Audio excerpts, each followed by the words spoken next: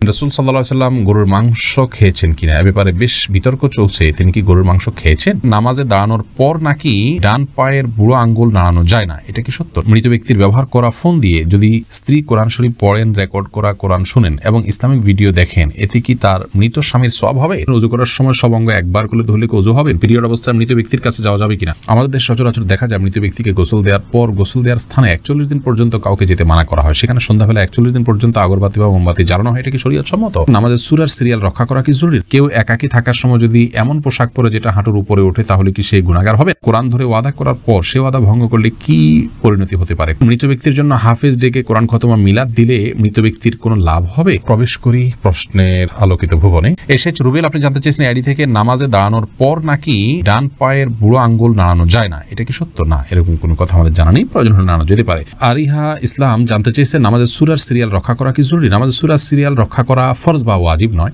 তবে সূরার সিরিয়াল রক্ষা করতে পারলে সেটা ভালো। রক্ষা না করে কেউ যদি উল্টা পড়েন, অর্থাৎ প্রথম রাকাতে কথার কথা আলাম তারা পড়লেন, পরের রাকাতে তিনি ওয়াইলুল্লাহ পড়লেন, উপরের দিকে গেলেন, তো এটাকে মাকরুহ বলেছেন ফুকাহা একরাম, কিন্তু এতে সালাত হয়ে যাবে। এমনি আরিফুল ইসলাম জানতেছেন, মৃত ব্যক্তির জন্য দোয়া করার সুন্নাহ পদ্ধতি কি? মৃত ব্যক্তির জন্য আল্লাহ তাআলার কাছে সাধারণভাবে দোয়া করবেন, আল্লাহ আপনি তাকে মাফ করুন, ক্ষমা করুন, ইস্তেগফার করবেন, কায়মুল ওয়াক্কে আল্লাহর কাছে তার পক্ষ হয়ে সুপারিশ করবেন, ক্ষমা চাইবেন। এসএচ রুবেল, এছাড়া বিশেষ কোনো পদ্ধতি নেই, একত্র হতে হবে, লোকজন জড়ো করতে হবে, হুজুরদেরকে নিয়ে আসতে হবে, এমন কোনো কথা কোরআন হাদিসে আমাদেরকে বলা হয়নি। রোশনার খাতুন জানতে চেয়েছেন, মৃত ব্যক্তির জন্য হাফেজ ডেকে কোরআন খতম মিলাদ দিলে মৃত ব্যক্তির কোনো লাভ হবে? মৃত ব্যক্তির জন্য হাফেজ ডেকে কোরআন খতম পড়া, মিলাদ পড়া কোনো শিক্ষা ইসলাম দেয়নি। এটি সম্পূর্ণ আমাদের দেশীয় সংস্কৃতি বা আঞ্চলিক সংস্কৃতি বা আমাদের বানানো সংস্কৃতি। মৃত ব্যক্তি নিজে তেলাওয়াত করলে তার সব তিনি পাবেন, আমরা তেলাওয়াত করলে তেলাওয়াত করে তার সব তার জন্য পৌঁছাতে চাইলে সেটি অনুকরণের মতো জায়েজ আছে, কিন্তু হাফেজ বা হুজুরদেরকে ডেকে এনে তেলাওয়াত করানো এবং তার জন্য পেমেন্ট করা, যেটা আমাদের দেশে প্রচলিত আছে, এটি ইসলাম শরীয়তের দৃষ্টিকোণ থেকে জায়েজ কাজ নয়। যেটি করছেন এবং যিনি করাচ্ছেন সবাই গুনাহগার হবে। আব্দুল্লাহ সিদ্দিক জানতে চেয়েছেন, কেউ একাকী থাকার সময় যদি এমন পোশাক পরে যেটা হাঁটুর উপরে ওঠে, তাহলে কি সে গুনাহগার হবেন? না, একাকী থাকলে তার হাঁটুর উপরে কাপড় উঠলে গুনাহগার হবেন না। তানজিনা বেগম জানতেছেন, কোরআন ধরে ওয়াদা করার পর সে ওয়াদা ভঙ্গ করলে কি পরিণতি হতে পারে? কোরআন ধরে ওয়াদা করা এটা ওয়াদা করার পদ্ধতি নয়, ওয়াদা এমনিই হবে। আল্লাহর নামে শপথ করতে চাইলে মুখে বলবেন আল্লাহর নামে আমি শপথ করছি, এটা হলো শপথের সঠিক পদ্ধতি। কাকলি শেখ জানতে চেয়েছেন, নিজের বোনের ছেলে বা ভাইয়ের প্রাপ্তবয়স্ক ছেলে কি মাহরাম? নিজের বোনের ছেলে মাহরাম এবং ভাইয়ের প্রাপ্তবয়স্ক ছেলেও মাহরাম, আপন ভাই আপন বোন হলে। মুজাহিদ হোসেন জানতেছেন, ওযু করার সময় সব অঙ্গ একবার করলে ধরলে কি ওযু হবে? ওযু হয়ে যাবে, 3 বার করে ধোয়াটা সুন্নাত। কোরআন আলো এর দিকে জানতে চেয়েছেন, ঋণ পরিশোধের জন্য কিছু একটা আমল বলুন। ঋণ পরিশোধের জন্য সবচেয়ে বড় আমল হলো আল্লাহ তাআলার কাছে সাধারণভাবে দোয়া করবেন, চাইবেন, প্রার্থনা করবেন এবং আপনি সর্বোচ্চ চেষ্টা চালাবেন ঋণ পরিশোধের জন্য। আসমাউল হোসনা ফেনু জানতে চেয়েছেন, পিরিয়ড অবস্থায় মৃত ব্যক্তির কাছে যাওয়া যাবে কিনা? যাওয়া যাবে, এতে কোনো অসুবিধা নাই। মেহজাবিন জানতে চেয়েছেন, বিবাহের উদ্দেশ্যে পাত্রী দেখতে এলে পাত্রীর জন্য কতটুকু সাজগোজ করা শরীয়ত সম্মত? যতটুকুতে তার মূল অবস্থাকে পরিবর্তন না করে ততটুকু জায়েজ আছে। হালকা মুখের উপরে মেকআপ করলেন, কিন্তু তার কালার পরিবর্তন হয়ে যায়, শেপ পরিবর্তন হয়ে যায়, এরকম করে করা জায়েজ নাই। কাকলি শেখ জানতেছেন, সাহসিদাতে কি সেজদার তাসবিহ পড়বো? জি, অবশ্যই আপনি সিজদার তাসবিহ পড়বেন। ফাহাদ ফাতেমা জানতে চেয়েছেন, মৃত ব্যক্তির ব্যবহার করা ফোন দিয়ে যদি স্ত্রী কোরআন শরীফ পড়েন, রেকর্ড করা কোরআন শুনেন এবং ইসলামিক ভিডিও দেখেন, এতে কি তার মৃত স্বামীর সওয়াব হবে? তদ্রূপ যদি গান বা অন্যান্য ভিডিও দেখা হয়, এতে কি মৃতের গুনাহ হবে? ভাই ফাহাদ, মৃত ব্যক্তির ফোন দিয়ে তেলাওয়াত করলে মৃত ব্যক্তির সওয়াব পাবেন, ব্যাপারটি এমন নয়। বাকি মৃত ব্যক্তি যদি এমন কিছু রেখে যান যেটির কারণে অন্য আরেকজন কাজের পথে যান, যেমন কথার কথা তিনি একটা কোরআন রেখে যান, এই কোরআন কেউ তেলাওয়াত করলো, তিনি কোরআনটা কিনে রেখে গেছেন তেলাওয়াতের জন্য, তাহলে তিনি সওয়াব পাবেন।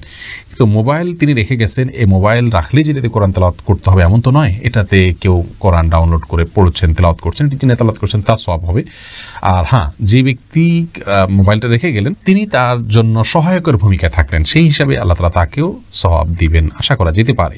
আর একই কথা গুনাহের ক্ষেত্রেও প্রযোজ্য হবে। বিশেষ করে মোবাইল যদি রেখে যান, তো মোবাইলে গান বাজনা শুনতে হবে এমনটি তো বাধ্যতামূলক নয়। কেউ যদি এটা ব্যবহার করে তাহলে এটা একান্ত তার ব্যাপার, এর জন্য মৃত ব্যক্তিকে গুনাহের বোঝা বহন করতে হবে না।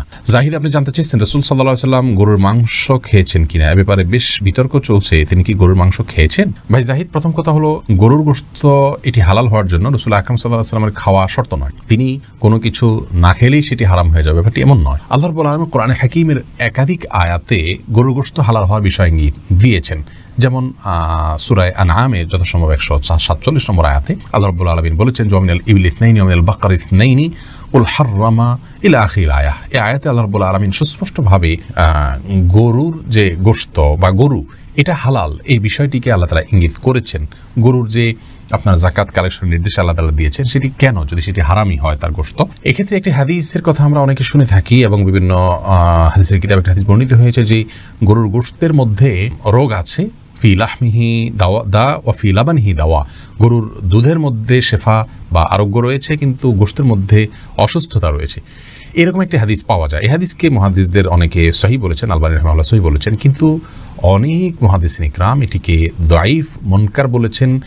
শেখ ইবনে উসাইমিন রাহিমাহুল্লাহকে এক প্রশ্ন করার তিনি এটাকে জাল বলেছেন, যে এটা মাকজুব, নবী করিম সাল্লাল্লাহু আলাইহি ওয়াসাল্লামের প্রতি এটা মিথ্যাচারের শামিল। কারণ হলো যে আল্লাহ রাব্বুল আলামিন যে পশুকে হালাল করেছেন আমাদের জন্য, কোরআনে কারিমে বিভিন্ন আয়াতে তার ইঙ্গিত পাওয়া যায়, এবং যাকাত যে নিতে বলা হয়েছে গরুর, সেটি গরুর তো এটা বাহন হিসেবে আল্লাহ তাআলা রাখেনি, অতএব এটি যদি খাওয়া হারাম হতো তাহলে আল্লাহ রাব্বুল আলামিন সেটিকে আমাদের জন্য যাকাত যোগ্য সম্পদের মধ্যে গণ্য করতেন না এবং কোরআনে কারিমে আয়াতে সেই ইঙ্গিত আল্লাহ তাআলা দিতেন না। অতএব এখান থেকে বোঝা যায় যে একটা উপকারী অনউপকারী জিনিসকে আল্লাহ তাআলা আমাদের জন্য হারাম করতেন না। তো যাই হোক, গরুর গোশত খাওয়া হালাল, এতে পৃথিবীর কোনো আলেমের দ্বিমত আছে বলে আমাদের জানা নেই, সবাই একমত। হ্যাঁ, এই হাদিসকে যারা সহিহ বলেন সে সমস্ত উলামা ইকরাম আবার এটা ব্যাখ্যাও করেন যে আসলে এর মাধ্যমে নবী সাল্লাল্লাহু আলাইহি ওয়াসাল্লামের উদ্দেশ্য ছিল যে হেজাজ বা খুব বেশি গরমের এলাকায় গরুর গোশতটা মানুষের শরীরের সাথে খুব একটা যায় না, সেই জন্য সেখানের জন্য তিনি এটি বলেছেন।